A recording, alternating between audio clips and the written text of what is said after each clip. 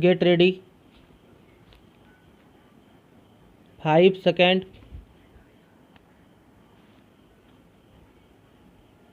Start. A plaintiff or an applicant resisting an appeal shall be deemed to be prosecuting a proceeding. Misjoinder of parties or of causes of action shall be deemed to be a cause of a like nature with defect of jurisdiction. Section 14 of the Limitation Act deals with the exclusion of time of proceeding bona fide in a court without jurisdiction subject to satisfaction of certain conditions. The question whether Section 14 of the Limitation Act would be applicable to an application submitted under Section 34 of the 1996 Act has been answered by this court in Consolidated Engineering Enterprises versus Principal Secretary Irrigation Department.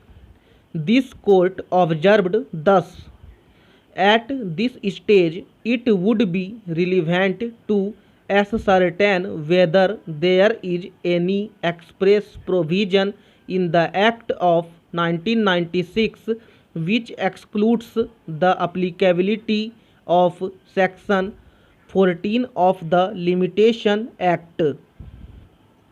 On review of the provisions of the Act of 1996, this court finds that there is no provision in the said Act which excludes the applicability of the provisions of Section 14 of the Limitation Act to an application submitted under Section 34 of the said Act. On the contrary, this court finds that Section 43 makes the provisions of the Limitation Act 1963 applicable to arbitration proceedings. The proceedings under Section 34 are for the purpose of challenging the award, whereas the proceeding referred to under Section 43 are the original proceedings which can be equated with a suit in a court. Hence, Section 43 incorporating the Limitation Act will apply to the proceedings in the arbitration as it applies to the proceedings of a suit in the court.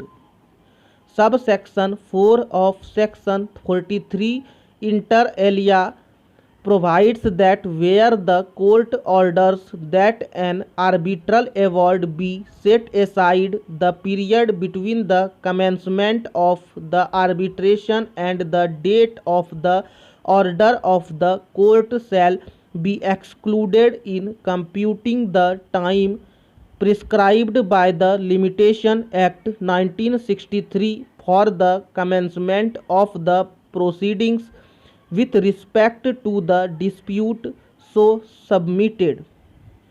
If the period between the commencement of the arbitration proceedings till the award is set aside by the court has to be excluded in computing the period of limitation, provide for any proceedings with respect to the dispute, there is no good reason as to why it should not be held that the provisions of Section 14 of the Limitation Act would be applicable to an application submitted under Section 34 of the Act of 1996, more particularly where no provision is to be found in the Act of 1996 which excludes the applicability of Section 14 of the Limitation Act to an application made under Section 34 of the Act. It is to be noticed that the powers under Section 34 of the Act can be exercised by the court only if the aggrieved party makes an application. The jurisdiction under Section 34 of the Act cannot be exercised suo motu. The total period of 4 months within which an application for setting aside an arbitral award has to be made is not unusually long. Section 34 of the Act of 1996 would be unduly oppressive if it is held that the provisions of Section 14 of the Limitation Act are not applicable to it because cases are no doubt conceivable where an aggrieved party, despite exercise of due diligence and good faith, is unable to make an application within a period of 4 months. From the scheme and language of Section 34 of the Act of 1996, the intention of the legislature to exclude the applicability of Section 14 of the Limitation Act is not manifest. It is well to remember that Section 14 of the Limitation Act does not provide for a fresh period of limitation but only provides for the exclusion of a certain period. Having regard to the legislative intent, it will have to be held that the provisions of Section 14 of the Limitation Act 1963 would be applicable to an application submitted under Section 34 of the Act of 1996 for setting aside an arbitral award. The position of law is well settled with respect to the applicability of Section 14 of the Limitation Act to an application filed under Section 34 of the 1996 Act.